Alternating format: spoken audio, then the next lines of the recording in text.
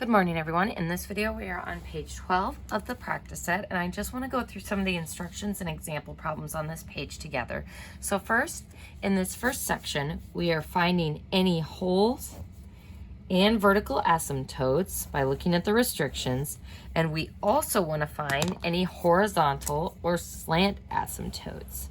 So this will be a good chance to practice our rules. So looking at this first problem, if I want to find the vertical asymptotes, we would start by factoring that denominator. So this would be equal to 1 over x minus 8 and x plus 2. So what restrictions do we have on x? X can't be equal to 8, and x can't be equal to negative 2. And since neither of these restrictions will cancel out, we know that both of these will be vertical asymptotes. So I have a vertical asymptote at x equals 8, and a vertical asymptote at x equals negative 2. So there's the first part of my answer. Now the second part is finding any horizontal or slant asymptotes. And notice I'm not going to reach for my calculator here. So using our rules where we compare degrees, the degree of the top, well, there's no variable term. So if I look at the degree of the bottom, this is definitely a bottom-heavy equation. And remember, bottom-heavy equations, think of our basic bottom-heavy reciprocal function, which has a horizontal asymptote always at y equals 0. So anytime you have a bottom-heavy equation, automatically a horizontal asymptote at y equals 0. So there's our first problem. I'll leave you guys to do number 2, so make sure you X method the top and factor the bottom. But looking at number 3, this one I do want to go through together. So the first thing that's interesting about this problem is the denominator is not in standard form. So to make it a little bit easier to factor, I am going to rearrange the 9x and the negative 3x squared to look like standard form. So my top is still going to be 2x squared minus 6x, and then on the bottom we'll have negative 3x squared plus 9x. Ooh, there we go. So now I have just rearranged those two terms, so now it is in standard form. And the reason why I want to do this is so that I can compare the degrees when finding the horizontal asymptote, and because it makes it look more quadratic-y when we are factoring it. So folks, if I do want to factor the top, I would take out a GCF of 2x, which will leave me with x minus 3. And then if I take a GCF out of the bottom, I'm actually going to take out a, I'll just take out a 3x, which will leave me with negative x plus 3.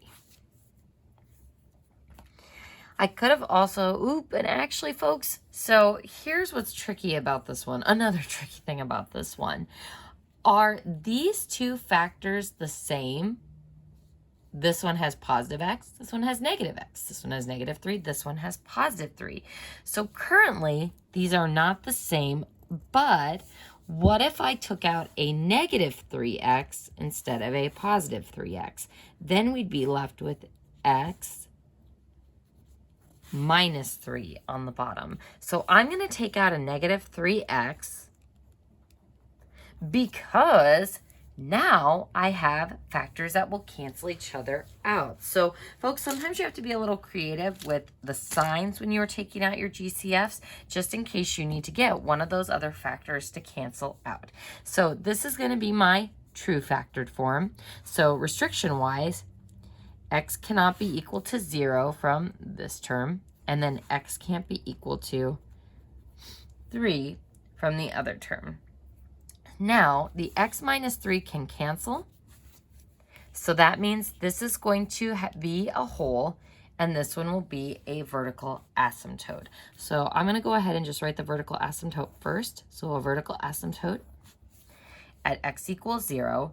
Now for the hole, to find the y coordinate, we're going to plug into my canceled equation. Oh, and actually, folks,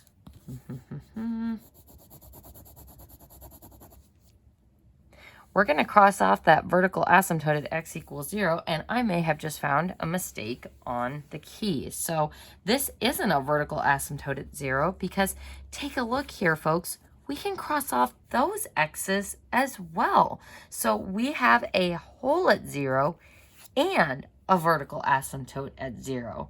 So how does this work with finding our coordinate? Well, if I plug 3 into my canceled equation, we get negative 2/3, because when this cancels out, that is all that's left. If I plug in 0 into my canceled equation, all we're left with is that negative 2/3. So I have a whole at both 0, negative 2/3, and at 3, negative 2/3. So interesting. And if we wanted to verify this, let's just see what this graph looks like for this one. So if I go to my y equals and type in this equation, we get 2x squared minus 6x divided by 9x minus 3x squared. Oop, and I'm super zoomed out, so let's zoom standard.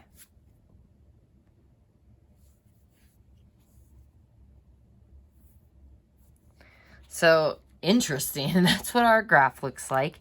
Now if I trace at 0, we see that nothing is happening there. If I trace at 3, also nothing happening there.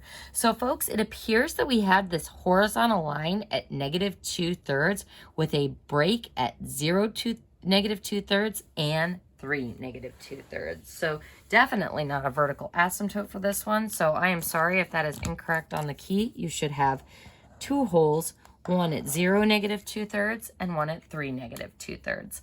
The last thing we need to do on this problem is find our horizontal or slant asymptote. So when I go to compare my degrees, we have 2x squared on the top, negative 3x squared on the bottom. So these have the same degree. So we will have a horizontal asymptote at y equals the ratio of the leading coefficients. So horizontal asymptote at y equals negative 2/3. And as we saw from the graph on our calculator, that is definitely where our end behavior is heading, to negative 2/3 from both directions. So that concludes number 3. Now I'd like you to pause the video and I want you to try number 5 on your own as much as you are able to. On this one, we are finding both the x and the y-intercepts, making sure to state your answers as coordinates and labeling which one is which. So remember, your x-intercept is a number and 0, and your y-intercept is 0 and a number. So x-intercept, number for the x, y-intercept, number for the y. So remember, when you start number 5, start with the restrictions. So pause the video, find the restrictions, see if you can solve for the x and the y-intercepts, and unpause when you are ready to see the solutions. So folks, factoring this one, doing the x method, I'm going to do it really little to squeeze it in here. We've got 2x and 3x and 3 and 4. That gives me 8x. This gives me 9x. So if I want my sum to be 1x, I want that 8 to be negative, so I want the 4 to be negative. So that gives me the factors of 2x plus 3 and 3x minus 4. Then factoring the bottom, product of 40, sum of negative 13, this one was a little bit tricky, I hope you got it, x minus 8 and x minus 5. So looking at those factors, I can't cancel out any of the restrictions, so I am going to have a vertical asymptote at x equals 8 and x equals 5. So those are going to be my 2 restrictions. Can't have 8, can't have 5 for my x value. So I should have a y-intercept, but we'll have to look at what our x-intercept values are to make sure that they aren't restricted. So let's go ahead and find our x-intercept first. So notice I am labeling which one I am finding. And our x-intercept is a number and 0. So I'm going to take that 0 and plug it in for y. So 0 is equal to, and I'm going to use the factored form, 2x plus 3, 3x minus 4. If you're like, how did you know to use the factored form, Miss Carol? Well, Since I'm going to be solving for x, if I don't factor now, I'm going to have to factor later to solve the quadratic. So if you didn't realize to use the factored form, that's okay. You would soon figure it out once you do the next step. So if I want to solve for x, we're going to multiply through by our denominator. And I'm just going to be lazy here and write times the denominator. That's going to cancel out this, and denominator times 0 is just going to give me 0. So now I have 0 equal 2x plus 3 times 3x minus 4. So since this is already factored, we use the 0 prop, and we get x equals negative 3/2 and x equals 4/3. Folks, be very, very careful if you're skipping that actual solve step of getting here, because sometimes students will reciprocalize the fraction and have 3/4 here, or they will forget the negative sign in front of that 3/2. So just be careful. Show as much work as you need to ensure that you get the correct answer. So my x-intercepts will be negative 3/2 0, comma 4/3 0. And let's check those against our restrictions. Our restrictions are we can't have an x value of 8 or an x value of 5, so we're good to go there. So those are indeed my x-intercepts. So again, we got to check for those kind of extraneous solutions and make sure that these don't contradict with what we have for our restrictions on x. Let's go ahead and find our y-intercept next. Our y-intercept is going to be a 0 and a number. So if we plug 0 in for my x values,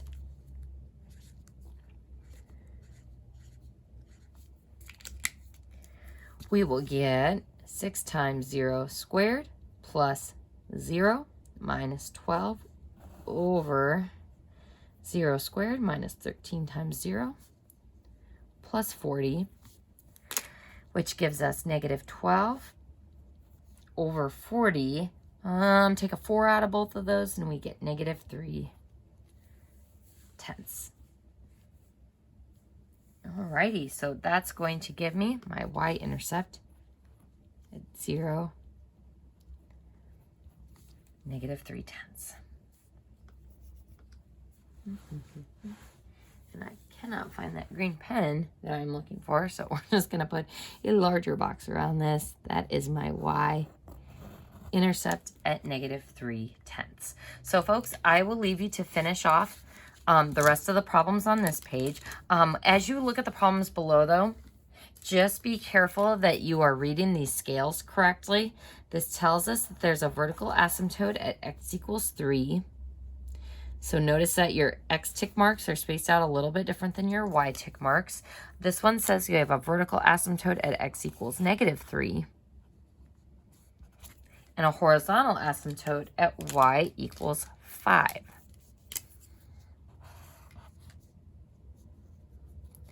So notice that our x-axis is going by 1s to get that tick mark at negative 3. But if this is at 5, your y-axis is going by 5. So that's 5, 10, 15, and down there would be negative 5. So careful on these ones. On some, you are finding the end behavior, but on others, you are finding the limit approaching from a certain side. So careful with those superscript negative and positive signs. And folks, that concludes page 12. In the next video, we'll be going over some of the problems on page 13.